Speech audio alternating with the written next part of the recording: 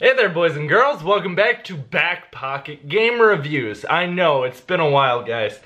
Just so you know, I was off for 4 days. I decided to take that time and spend some time with my family and also quit smoking. So bear with me here. There's been obviously, that's kind of a big change on my brain. So hopefully this video goes as well as what I'm planning. So today we're going to talk about Sears. And unfortunately, Sears is, as well, probably most of you can guess, going out of business. Well, so it's not technically going out of business yet. They're filing for Chapter 11 bankruptcy. I can tell you right now that we're going to discuss essentially if that bankruptcy can save Sears or if Sears is pretty much a lost cause. So we're going to discuss a few different topics here and kind of get to the bottom of this. So a lot of you guys who are younger and watch my channel probably don't really know much about Sears and honestly don't really understand that it's an American icon. Not in its current form. Like if you walk into Sears today, it is literally a shell of its former self.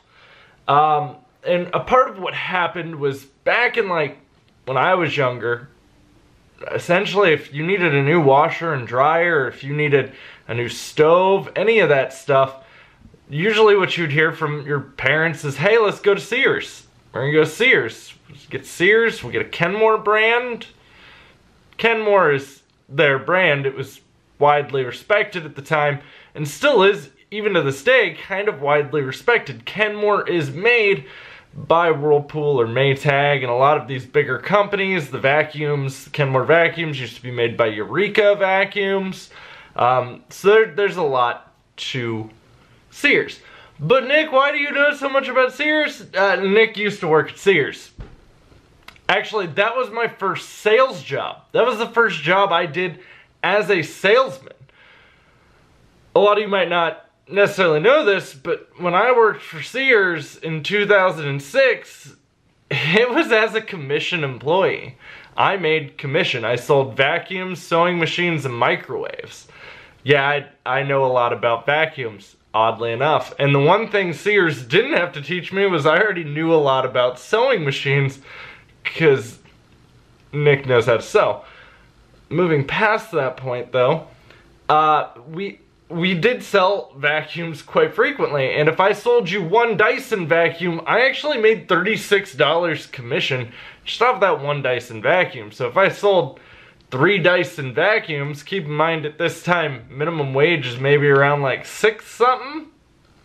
$6? $7? Somewhere in there? No, it wasn't 7 yet. It was like $6. But that was a decent amount of money. And it was really weird because that was where I learned to sell. That was where I eventually started to pick up that I had a talent for selling. Which carries you a long way in retail, if that's something you can do well. So, Sears eventually got rid of all of their commission employees. They either transitioned you over to an hourly rate or just got rid of you because they didn't want to deal with it. Interestingly enough, I was one of the ones they got rid of. Not that it was only a second job for me. I wasn't working that as a full-time job. It was just extra income. So, Sears, though, at one point, obviously, started a lot of these different American brands and a lot of different iconic things that you might not be aware that they started, like Craftsman Tools, which is no longer currently owned by them because they spun it off trying to save some money. And this whole bankruptcy thing is actually coming after they were unable to make a $134 million debt payment. That's a stupid amount of money. It's also been several years since Sears has actually made a profit. Yeah, that means they've just been hemorrhaging money for the last couple of years. This isn't the first time Sears has really come under issue though with financials. Kmart and them merged actually several years back, closer to the early 2000s, to try to save Sears. Sears wasn't doing well at the time. Now, a lot of you might not know this either, but Kmart also used to be a huge American staple. At one point, Kmart was what Target is today. At one point. It's not anymore. You rarely see Kmart, and a lot of that comes from Kmart was unable to really define where they were going, where they were headed, what makes them different, and why you should shop there when you have all these competitors that rose up against them, like Walmart, which is essentially Kmart on steroids. I mean, Kmart didn't have even, they were probably like a fourth of selection of Walmart. And they didn't really always beat them in price either. So, I mean, Kmart obviously wasn't going to cut out its path easily. There were too many competitors that rose up. But now, you have these two companies that came together and are now dying together. So, goodbye Kmart. Even though Kmart's pretty much already gone, there are a few Kmarts here and there. They're very rare to see. But Sears also started some other things to try to spawn off their businesses. Obviously, they started Sears hardware stores. You had those little Sears stores that would sell appliances and other stuff. I don't remember what they were called. There was one over by me. It was like a Sears outlet store or something stupid like that. But Sears was known for home goods. That was their thing. Appliances, stuff along those lines. The last thing I remember buying at Sears, where I was like, yeah, I need to go to Sears to get this, was my GameCube. If that just puts a date on Sears for you, I bought my GameCube there. It was like shortly after I'd moved out of my mom's house. I moved out in 2006. So GameCube was still on the market. I actually got it for about $100 there, and it was the silver GameCube. Bought the Wavebird and all the games everywhere else because Sears was the most expensive on them. But they had marked down the GameCube ahead of everyone else. That's why I wound up getting it. Yeah. So, with this being said, Sears at one point in time was one of the biggest retailers.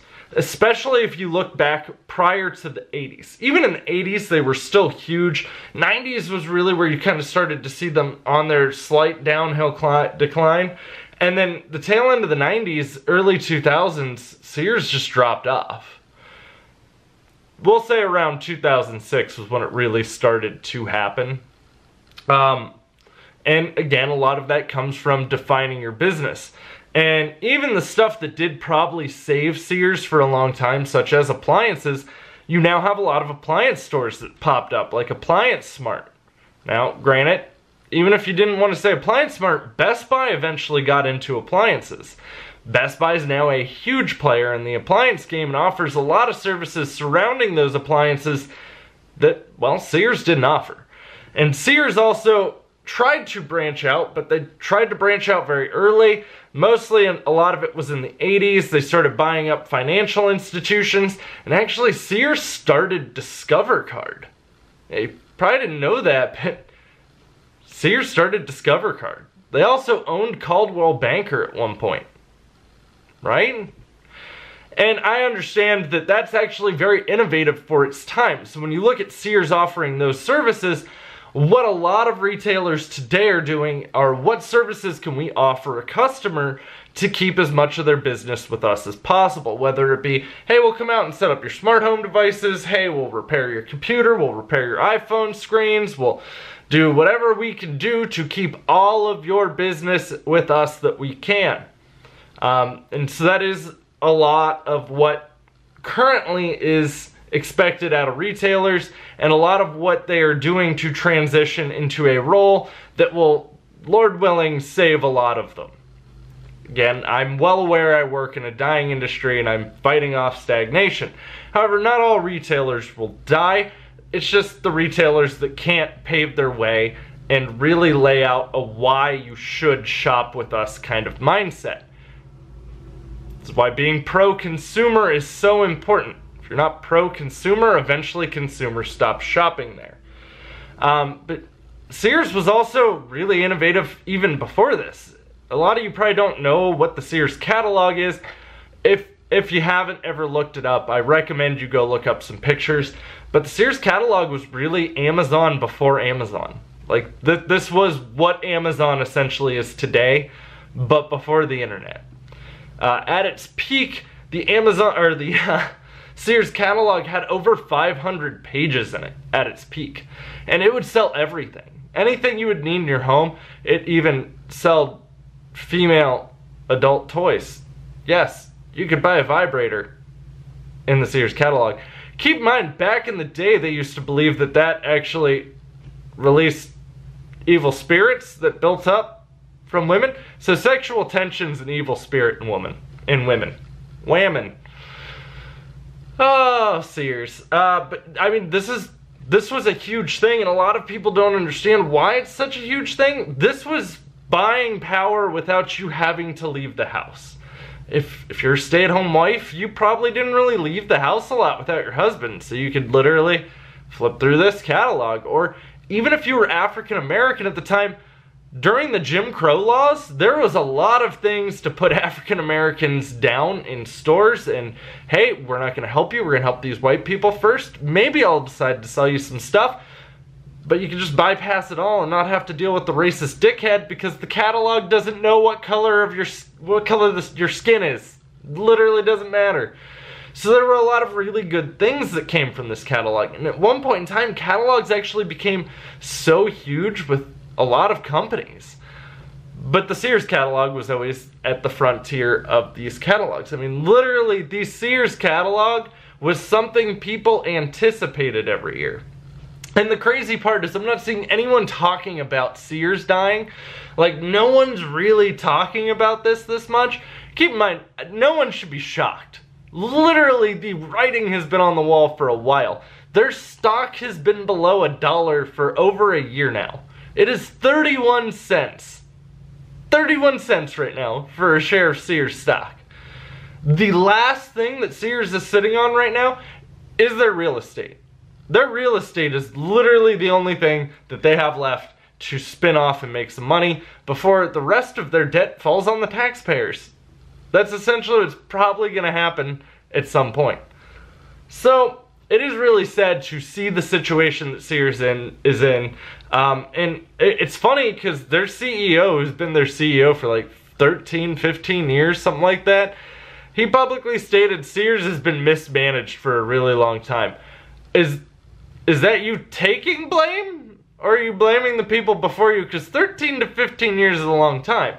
Now, I'm not saying that he really had a strong shot at turning Sears around. Because, well, your biggest problem is it would have cost too much money. At this point in time, Sears stores look old and dated. They don't have the setup to really move into a newer electronics kind of forefront. And when you really think about it, those big anchor stores and malls in general are kind of dying. Even if you look at JCPenney, which is again another American staple, JCPenney is also as well pretty much on its way out the door. It doesn't have much time left. So even if you were to look at the strongest of these right now, which would be Macy's, obviously most people are going to tell you, oh, Macy's obviously is doing pretty... They're not doing as great as they could be. I mean, they're still making money, but again, not like they used to.